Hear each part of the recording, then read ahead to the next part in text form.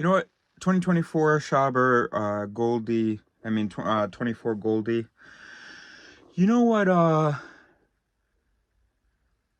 been watching videos about Palestine, and I shouldn't have said that because now it's gonna sound really bad what I'm saying. But let's just say, you know how if let's say suppose you're American or from the West, we have this image of like African villages as being impoverished and suffering. I shouldn't really give any concrete example because we should feel that way. But I'm also wondering, it might not be entirely true. Humans are really good at adapting, at finding, even in a war zone, even when there's death, because death is just a part of our existence. And so we evolved to not be devastated by it, unless it's our kids. But, or to be temporarily deeply affected by it, but not permanently or in a way that, that is bad. So that's how we're wired. That's how we're supposed to be. But since we think we're rational souls, we start presenting death as this, oh my gosh, it's such a big deal. So in our movies and stuff, it's all so dramatic when a main character dies. But look at all the extras that died along the way, whose stories we didn't know and so on. That we're not affected by. So we are, and even the extras who are on the good side. So here's what I was thinking. I would have thought I have a moral pro-social instinct to want the world to be a better place, to avoid pain, that the suffering of others makes me suffer. Might not be the case. What if instead my wiring is that I averse, that I am sort of opposed to, that I dislike, that I am choked by seeing people, happy or not, with less? What if that's the pro-social instinct? And so it's kind of, it's not reasonable. It's not reasonable, but that would be good for our evolution as a species if we, regardless of whether or not the person was happy with it, if we saw that the person could have what we have, that we felt motivated to make that happen. I mean, for our community members. And for me, my community is the whole species. And that's just an easy labeling thing. Take some practice, I guess. But anyway. So that's the point. And it's just a fun idea that you realize is possible with it theory, but that feels counterintuitive. Because it sounds reasonable. It makes sense to us. Yeah, there's a thing in there. If others suffering, then I suffering. And that's noble and wonderful. And so even when I say, hey, I didn't, work to have that moral instinct of caring about other people, it's just the way that I'm wired, still patting myself on the back because that is a cool thing to be wired with. But what if I'm not wired with that? And I guess you could experiment with this by, here's what you would do. You would take a subject. You would have your subjects. With each subject, you would tell him about 5 groups of people around the world, and they have varying. Each one has a different level of bad circumstance. Okay? And then you ask the subject, subject, you have some money that you can allocate towards these causes.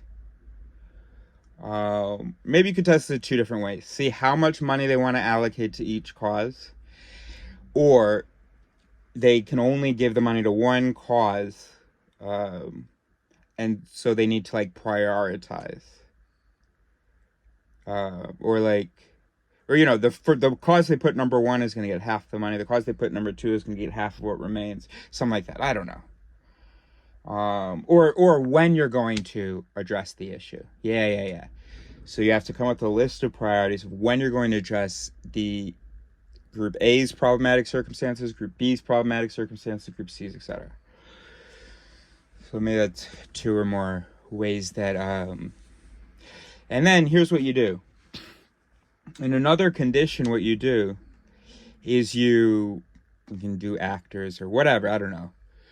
But you show footage of a member of group A, a member of group B, etc. I mean, you can do lots of different conditions. You can do the one where you show footage of them just talking. And then another one of footage where you show them talking about their circumstances. And what you do is you randomize the indicated peace or happiness of the sufferer.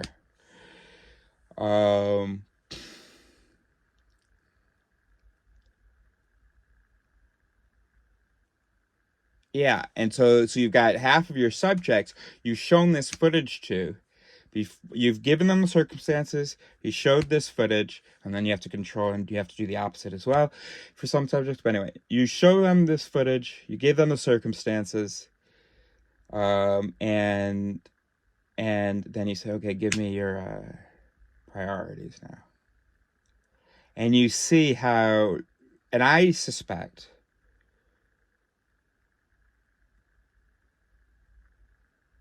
I would hypothesize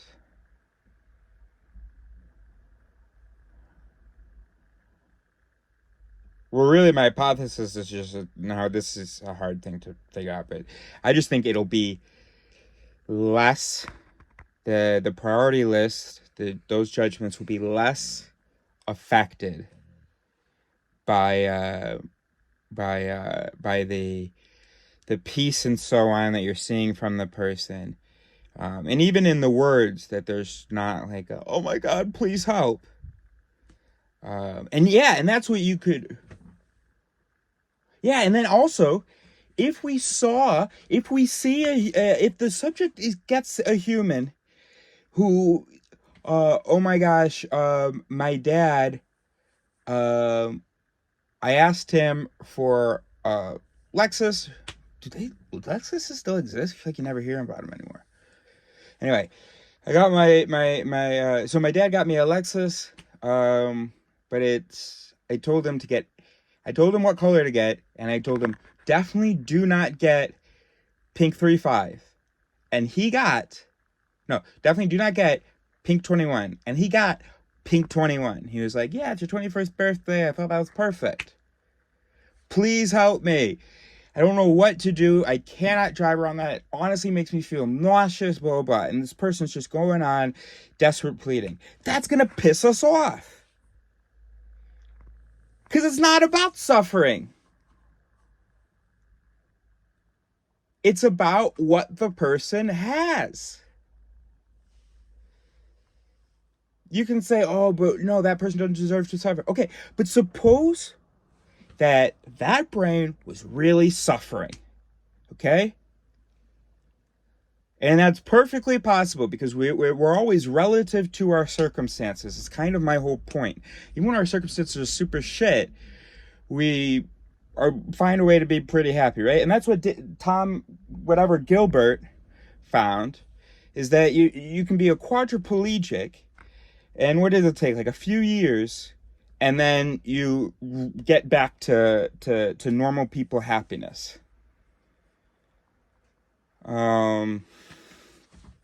And happiness doesn't, past $400,000 income, happiness doesn't just like keep increasing. Where someone who's making 800,000 twice as happy. Someone who's making 2 million is, blah blah blah, 5 times more happy, blah blah. Or or any kind of, it just goes like this. It goes, oh, 400,000, okay. And then you continue to make more and more money, and you just stay good. So, yeah. So the fact that we are not affected by sufferers who have things, but people who have things can fucking suffer, bro. Big time. They're still starting at that same baseline, and they can have things that deviate from their expectations, and that gets sadder. And then people who have lower expectations, things deviate from those expectations, and that makes them sadder. But, the baseline is the same is the point, right? Even though the circumstances are different, they're both, I'm at a 7. Oh no, bad thing happened. For me, it was that my school was bombed. For me, it was that, I didn't get a horse, and I love horses, and I'm an equestrian, and there's this one horse that I really connected with, and I really expected my family to get it for me, and they didn't. I mean, even I'm trying to almost make it a little bit sympathetic, so you can at least just try to just zoom in on the story and just imagine that feeling. But it's fucking hard because we're talking about a fucking horse. But if you're empathetic, you can imagine how someone could be devastated that they didn't get the car in the right color. That, people throw tantrums, all right? It's just that when poor people throw tantrums, we're like, oh yeah, that makes sense. But the brain isn't like reasonable. So regardless of whether or not it makes sense, we are going to be upset about negative things relative to our starting point. Everybody gets upset about negative things and happy about positive things. Doesn't matter where in circumstances that baseline and that blah blah is for our happiness. And that's why we keep developing more and more. Because even when we have more, when we reestablish a baseline with all that, and in order to be extra happy, to chase a high, we got to go get more now.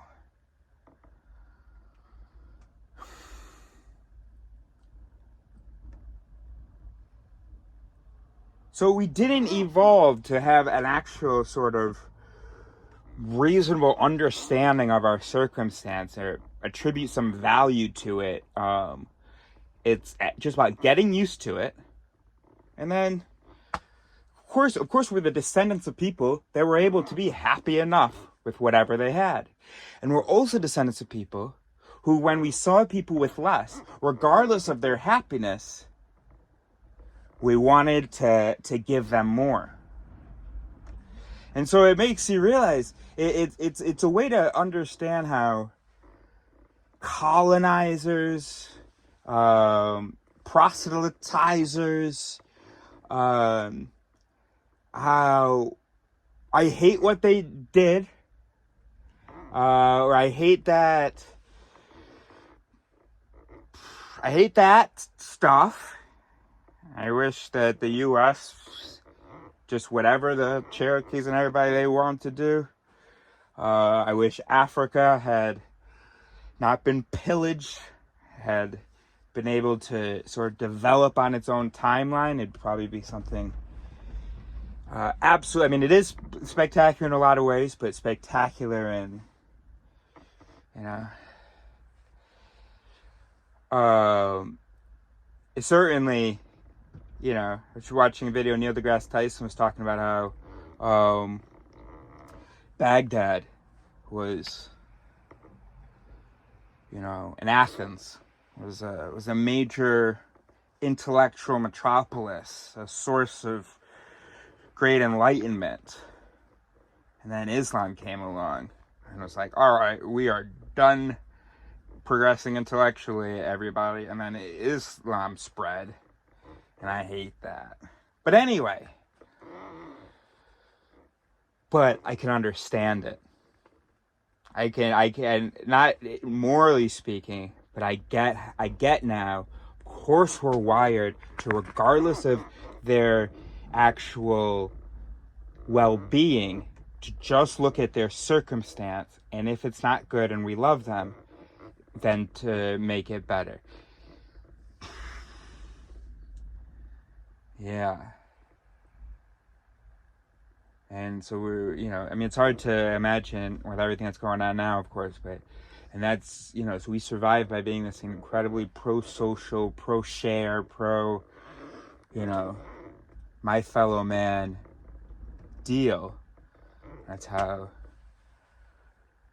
we fucking won. And how we're gonna stick the trophy up our asses. So I think that's kind of interesting. So then we came up with an experiment. The implication of this is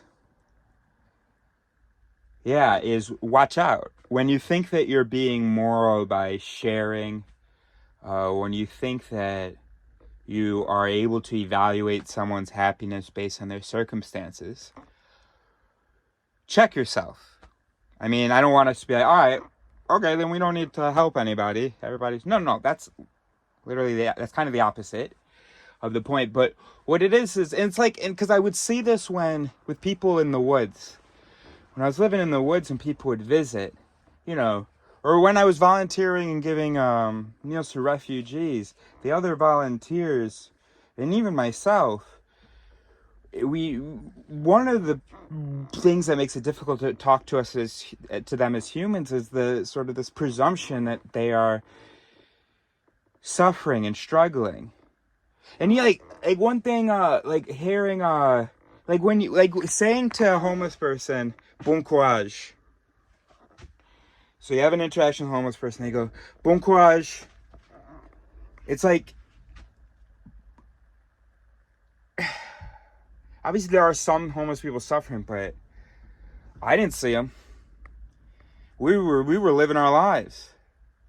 And it would always feel weird to me when someone would be like, good luck, or, gosh, hope your night goes okay, or gosh, I wish you the best, and I wish I could give you some of my happiness.